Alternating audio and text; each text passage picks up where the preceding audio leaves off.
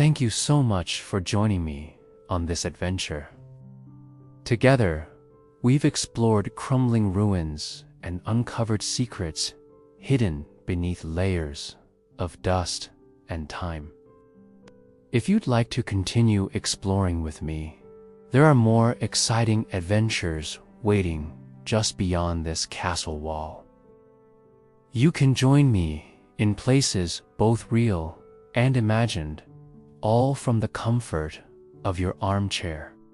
With every new story, we'll meet fascinating people, uncover lost histories, and experience life in times gone by. There are so many tales waiting to be discovered. In the next episode, we'll step back to the Victorian era and explore the house where Sherlock Holmes and Dr. Watson shared their flat. Will you join me? As the evening sky above the castle turns deep blue, the last torchlight flickers in the courtyards below. Servants hurry quietly through stone hallways, their footsteps echoing softly against walls built centuries before. The day has ended. The king and queen have left the great hall where feasts and councils were held. Now their royal chambers await, a place far from the public eye, where only a few ever entered. We walk slowly through the corridors, passing narrow windows where the cold night air seeps in. The castle is quieter now. Even the hounds in the courtyard lie curled in their straw beds, ears twitching at distant sounds.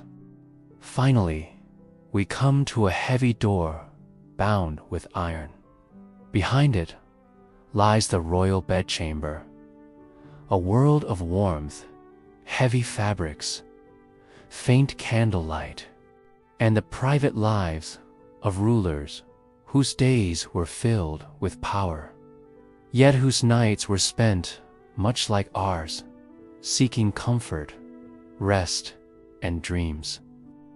The room is warm, lit by 2 flickering torches on either side of the 4-poster bed. Their flames dance in the shadows cast by heavy curtains drawn across the windows. In the center of the room, a large wooden chest sits upon a thick carpet. It is inlaid with silver and etched with scenes from mythology. From its surface, a heavy velvet cloth draped. Next to the bed, a smaller table holds an array of bottles and jars, alongside a silver ewer and bowl. A folded tapestry hangs nearby, concealing what lies behind. On the other side of the bed, a woman in a nightgown stirs, her face illuminated by the torchlight. She rises, her hair escaping its confines and cascading down her back. Queen Isabella stretches, yawning widely, revealing a glimpse of the soft satin beneath. Her fingers find the worn silk of her robe as she moves towards the window. Below, the courtyard is still, the torches casting long shadows across the empty grass. The moon shines brightly overhead, bathing the scene in an ethereal glow.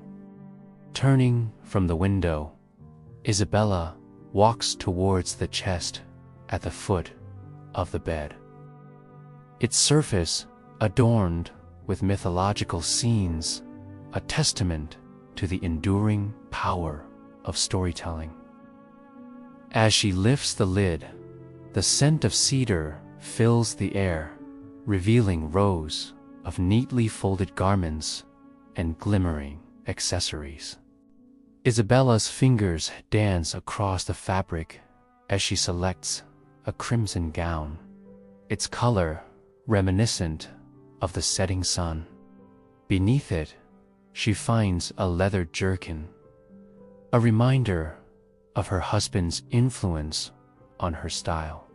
Suddenly, a knock echoes through the room, startling Isabella. She quickly hides the jerkin, her heart pounding in her chest.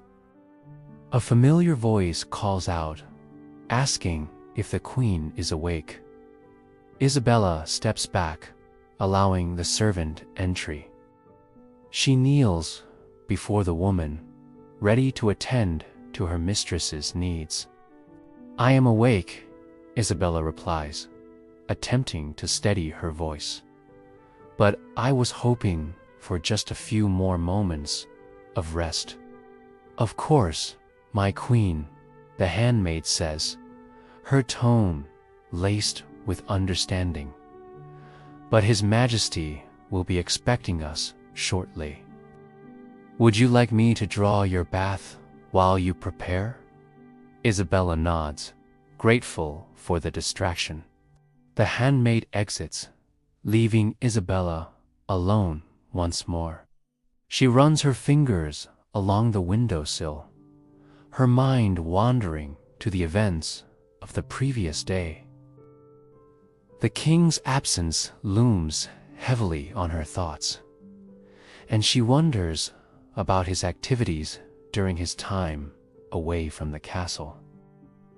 As the handmaid returns, carrying a silver tray with a burning candle and a small mirror, Isabella begins her transformation.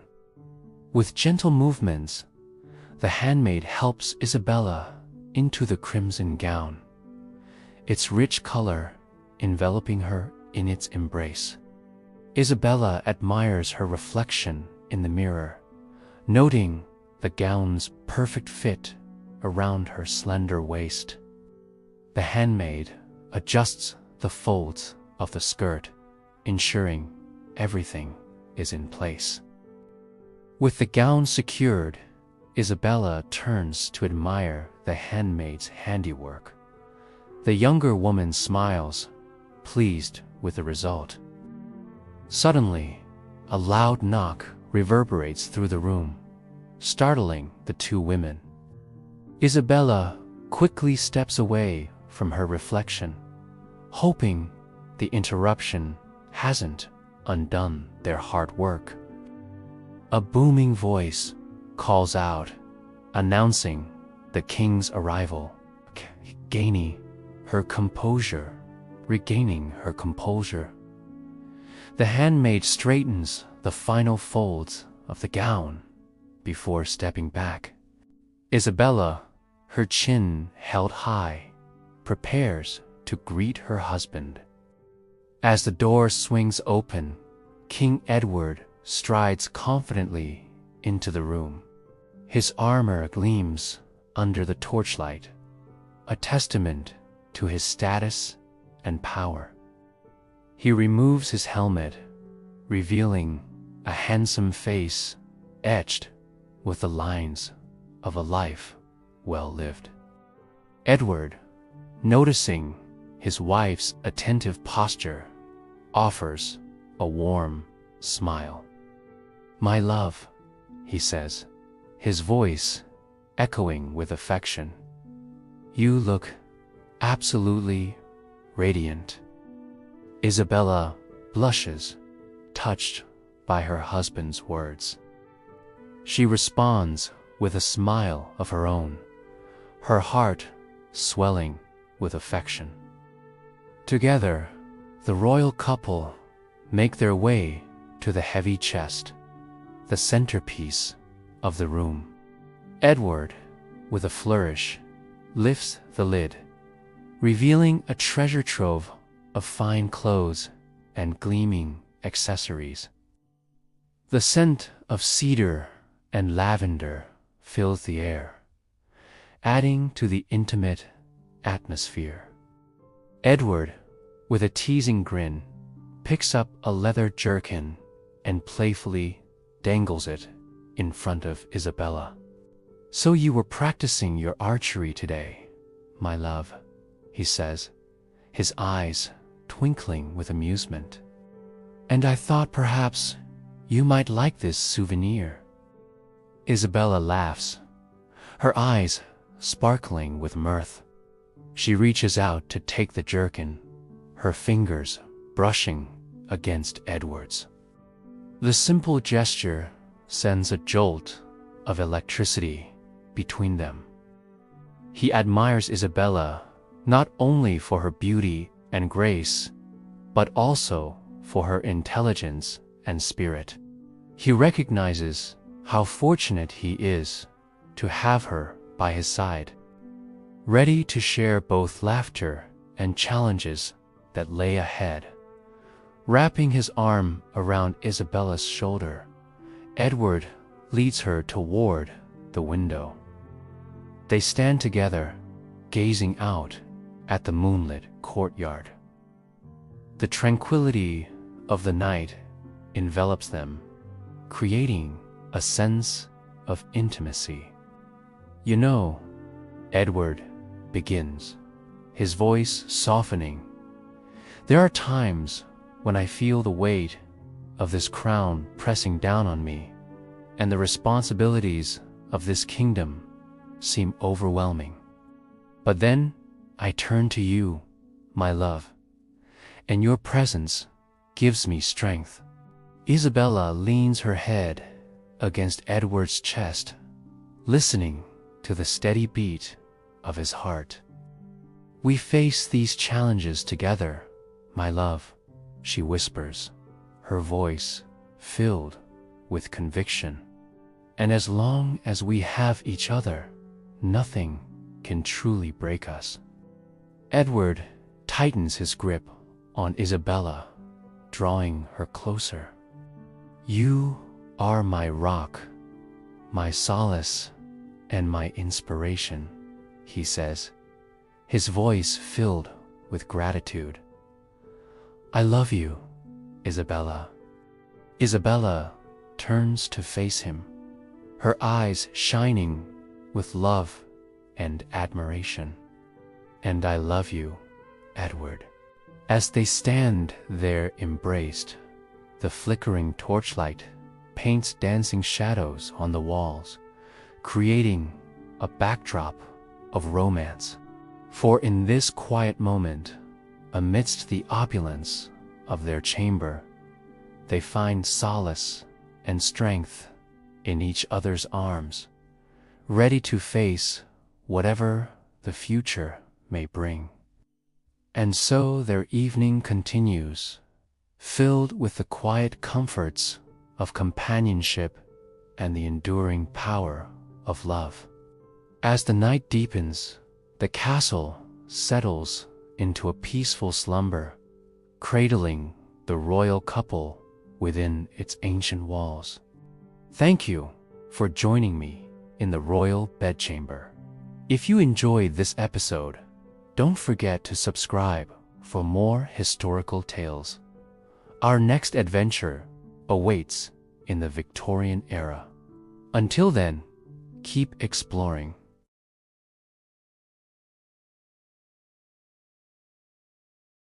At the center of the chamber stands the great bed, far larger than anything in a villager's home. Its frame is carved from oak, the posts tall enough to hold a canopy above.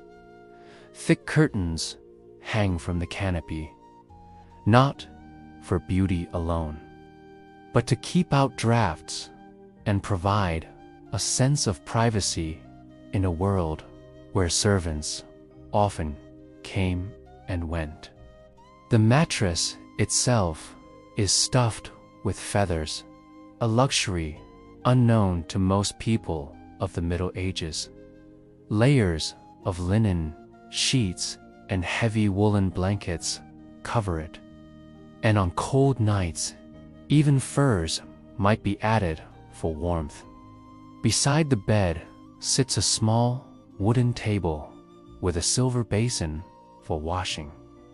Water is carried up from the kitchens below, warmed slightly, then poured into the basin so the king and queen can wash their hands and faces before sleep. A polished bronze mirror rests nearby, catching the glow of the candlelight. Before the royal couple retires, the chamber becomes a quiet place of routine. Servants lay out night clothes, long linen gowns, for warmth and comfort. The fire is stoked so that its glow will last through the night. Candles are snuffed one by one until only a single one remains near the bed. The king and queen slip between the cool linen sheets, the fragrance of lavender still clinging to them from their bath. Outside, the night is filled with the sounds of the castle, the settling of the guards, the distant hoot of an owl. Inside the chamber, all is still. The flickering candlelight dances across the room, painting the heavy velvet curtains in shades of gold and red. The king and queen, wrapped in the warmth of the bed and each other's company, are unaware of the troubles that brew in the kingdom. For now, they have each other and the quiet comfort of their chamber. A gentle breeze rustles the leaves outside, carrying with it the scent of honeysuckle and the distant sound of a lute.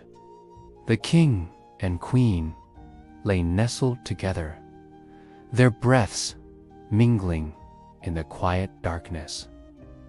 The flickering candle flame casts dancing shadows on the wall, creating a mesmerizing display of light and dark. The king's armor, a silent sentinel, stands guard beside the bed, a reminder of the dangers that lurk beyond the castle walls. But for this moment, it is a silent promise of protection, a pledge of safety in a world that can often feel like a perilous journey. Outside, the castle is alive with activity. Servants move about their nightly routines, their voices hushed whispers in the vast emptiness of the corridors. A cat slinks through the shadows, its emerald eyes gleaming in the darkness. Somewhere in the distance, a dog barks, its sound echoing through the stone halls. The queen stirs, her hand finding the king's in the darkness. Their fingers interlace, a silent vow of love and loyalty. In the tapestry above their heads, a knight battles a fearsome dragon, a testament to courage and the unending fight against darkness. The king's face is etched with the weariness of the day, the lines of his brow deepening with each passing year. But in the gentle curve of his smile, there is a hint of the playful young man who once captured the queen's heart. The hours drift by, marked only by the crackling of the fire and the soft murmur of the queen's voice. The shadows lengthen and deepen, enveloping the room in a velvety cloak of night. The scent of roses, a reminder of the queen's presence, hangs in the air like a precious perfume. As the first hints of dawn begin to paint the eastern sky, the king stirs, his eyes opening to the soft glow of twilight. He stretches, his muscles aching with the memory of the day's battles. The queen, her face peaceful in sleep, turns toward him, her lips parted in a silent sigh. His heart overflowing with a love that has only deepened with time. He rises, his joints protesting, and walks to the window. The sky is a canvas of pinks and purples, a final masterpiece of the night. As he stands there, lost in the beauty of the dawn, the weight of his crown settles heavily on his head, a constant reminder of the responsibilities that await. But for this moment, he is content to simply be the king, not of a kingdom, but of a heart. I am so glad that you are here today. This is our series on the senses, and we're talking about how people in the past slept. Now, if you missed last week's episode on what the king's feast might have looked like, please go back and check it out. I think you might enjoy it. And while you're at it, don't forget to subscribe for more royal mishaps and medieval mayhem. Now, while you can learn a lot from the history books, sometimes it's nice to get a little bit more sensory detail, shall we say, and imagine what it would have been like to live in another time period. So grab yourself a mug of hot cocoa, because we're going to talk about how kings and queens got their beauty sleep. In the quiet of the night, a trusted servant or chaplain might read a passage from scripture, or the queen might keep a small book of hours, the kind with the psalms and prayers, slowly turning the pages, the painted letters catching the light as she reads a prayer before sleep. But it was not the only thing that people did to prepare for bed. Depending on the season, a brazier of glowing coals might be brought in to warm the air. These braziers were often made of bronze or iron and mounted on a stand to prevent anyone from accidentally setting the bedding on fire.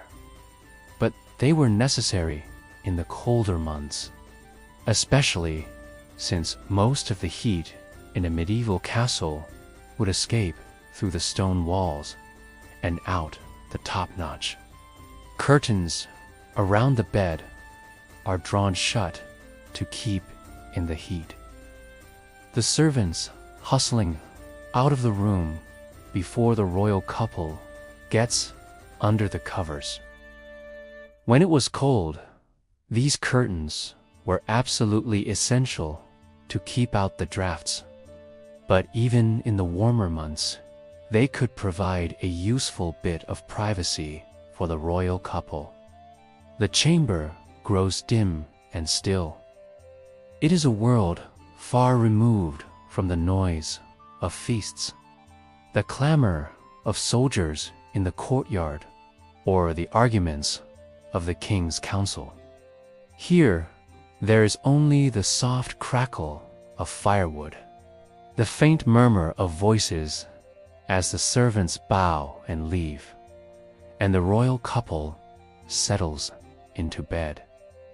Wrapped in warmth, beneath heavy blankets, the stone walls holding back the cold winds outside. Soon, the candles will be put out. Only the faint orange glow of the hearth will remain, flickering softly against the walls as the chamber grows silent and the rulers of the realm drift slowly toward sleep. Sleeping arrangements in a medieval castle varied widely depending on the century and the locale. These descriptions are generally applicable to the later Middle Ages in what is now France, but other castles were quite different. For example, in England, royalty might share a bed with small dogs, while in Germany, a four-poster bed might be furnished with heavy wooden shutters that could be closed for privacy and to keep out the cold. And speaking of those heavy four-poster beds, they were not just a status symbol. They were absolutely necessary to keep the pesky varmints out. Mice and rats were common in medieval castles, and the wide skirts of the bed provided ample opportunity for them to crawl underneath and steal a bit of warmth. That is why a good night's sleep in the Middle Ages required not just a heavy bed, but also a well-trained cat. Cats could hunt down these vermin during the day, keeping their numbers down and helping to ensure that the royal family would not be sharing their bed with any unwelcome guests by the time they went to sleep. If you did, please remember to like and subscribe so that we can take over and bring you more episodes about all sorts of topics. Thank you to my supporters who make these videos possible. You all know who you are, and I appreciate each and every one of you. Until next time, stay safe, stay warm, and sleep well. This is the Royal Bedchamber. Come with me now on a journey back in time to learn how kings and queens slept in the Middle Ages. The Royal Bedchamber is fit for a king. Or is it? Well, maybe not quite yet. See, we've got work to do. Our first order of business: getting the royal bedding into position. This enormous feather bed is a status symbol, a lavish display of wealth and influence. Nothing says, "I'm the King of England," like waking up on a cloud. These heavy woolen curtains are an essential part of the ensemble, providing privacy for the king and queen. Back in the Middle Ages, having a private bedroom locked away from the prying eyes and ears of the world was an uncommon luxury. Even the royals didn't get much solitude. At least, not until bedtime. As the royal couple settled in, they'd be joined by several trusted servants, each with their own small wooden pallet or straw mattress along the walls. Why so many sleepers in one room? Well, life in the Middle Ages was full of dangers, from bandits to surprise attacks. Having a guard so close by ensured the king and queen's safety. Plus, there were other benefits to sharing a chamber. If you've ever had to get up in the middle of the night, you know how tricky it can be to navigate a darkened room without waking your partner. But for medieval royalty, sleeping in the same room as multiple servants meant that someone was always awake and ready to help. A simple request for a glass of water or a warm cloak became a one-person job instead of rousing the entire household. Not to mention, these nighttime dashes could be dangerous. Many castles were equipped with latrines, those medieval toilets used for, well, you know what? But if you had to make a run for it in the dead of night, it was much easier to slip down the hall to the bathroom and back without disturbing the whole kingdom. But wait, there's more. Often, sharing the chamber were the king and queen's children. Younger sons and daughters would tuck into a small bed or trundle bed near their parents. This arrangement was unjust convenient for royal parents who likely shared a bed with a child or two. It also served as a subtle lesson in decorum.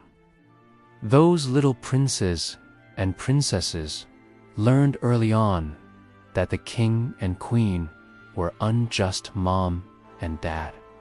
They were the royal couple, and their relationship was to be respected. And if that wasn't enough, the royal bedchamber wasn't just for the royal family. Honored guests, whether visiting nobles, royal envoys, or close allies, might be offered space in the same room. Privacy was a rare commodity in medieval life. So, even though curtains could be drawn around the bed for some seclusion, the chamber outside those curtains might be filled with other nobles whispering secrets. Ladies waiting, sewing, and gossiping, and guards keeping watch. Some kings even held meetings while seated in their beds. This custom, known as the took place in the morning when the king was still under the blankets. Nobles would gather quietly at dawn to present petitions or discuss matters of the realm, while the monarch listened before rising for the day. Talk about getting down to business, our final touch. A roaring fire in the hearth. Nothing makes a medieval bedchamber feel like home, at least until bedtime. As the last embers of the fire glowed low and the curtains around the royal bed were drawn tight, the room grew quiet. Servants settled into their pallets along the walls, each with their own blanket and pillow. Closer to the hearth, a king's dog might curl up at the foot of the massive bed. Royal children, tucked into their trundle beds nearby, dreamed of knights and dragons. Outside, the wind swept across the castle ramparts, and the forest whispered secrets to the moon. But here, in the royal bedchamber, the king and queen lay wrapped in heavy blankets, the flicker of firelight fading into darkness. And in the silence of the night, the king and queen ruled their dreams. So did you learn nothing new about royal bedchambers in the Middle Ages? Perhaps you did. And perhaps you have an interest in this topic because you love history, or maybe you rewriting a story set in the past and want to get all the details right. Well, whichever the case may be, keep learning. After all, there's nothing more important than that. Thanks for watching.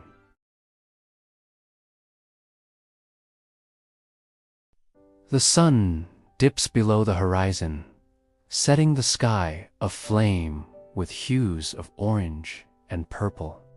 As twilight deepens, the royal couple retires to their bedchamber in the castle's highest tower. Outside, the day's clamor gradually fades into memory.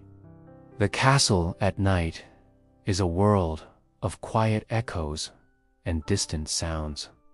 As the royal bedchamber settles into darkness, the rest of the fortress grows still, though never entirely silent. In the great hall below, the last of the servants clear away the remnants of the evening meal, their murmured voices mingling with the crackling of the hearth. Through an open window, the sound of revelry from the village below drifts into the still room, the boisterous laughter of villagers echoing faintly. But within these ancient stone walls, there is a different kind of quiet. From the topmost tower, a lone guard coughs into his cloak, his breath misting in the chill air as he begins his nightly patrol. His boots echo on the stone floor, their metallic clink ringing out, then fading into the vastness of the hall as he walks his lonely rounds. Below, in the stables, a horse shifts restlessly, snorting softly as it dreams of grazing fields. The sound of its breath, like the puff of air escaping from a leather bag, drifts upward, carried on currents of warm air. Near the kitchens, a small fire still glows, tended by a sleepy servant who stirs the ashes with a long poker. The embers, like scattered jewels, glimmer faintly in the gloom. Nearby, on a rough-hewn table, a knife rests, its blade dull from use. The handle, smooth and worn, bears the imprint of many hands that have grasped it before. In the chapel, a single flickering lamp throws long shadows on the stone walls, the soft glow bathing the carved wooden pews in an ethereal light. Within its hallowed space, the silence is profound, broken only by the distant murmur of the night wind. Through an open window, the scent of honeysuckle and fresh-cut grass drifts in, mingling with the incense smoke that hangs in the air. Outside the castle walls, the night is alive with the faintest of sounds. A dog barks twice, then falls silent again. An owl hoots softly from a tree, its call echoing through the stillness. All these sounds, carried on the night breeze, reach the castle, whispering tales of the world beyond.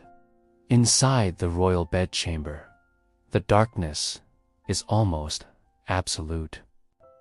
Heavy curtains drawn across the windows block out the faintest glimmer of moonlight. On the four-poster bed, the queen lies nestled beneath a mountain of furs, her breath soft and even.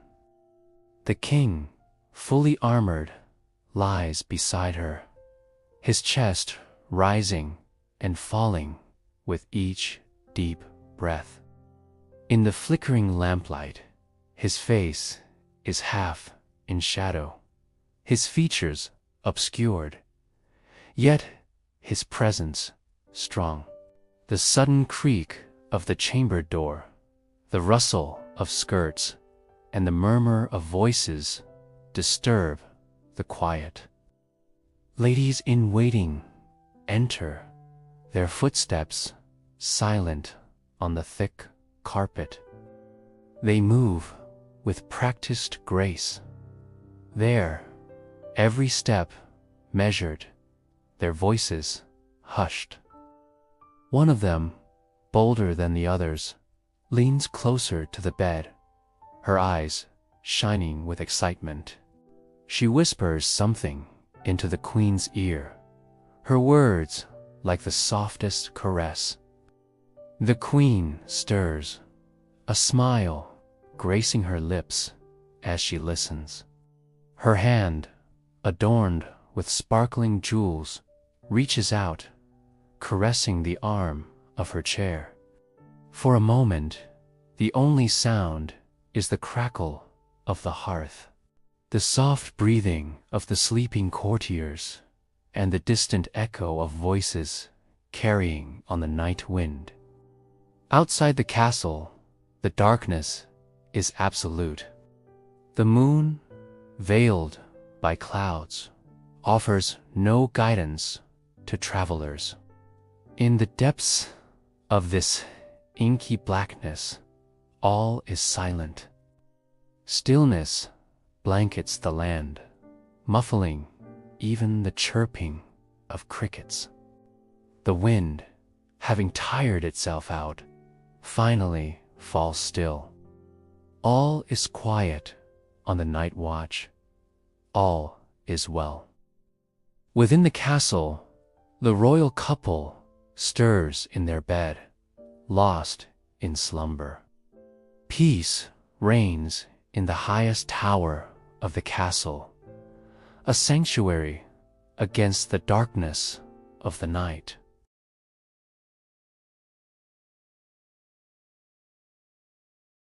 The long night slowly gives way to pale morning light.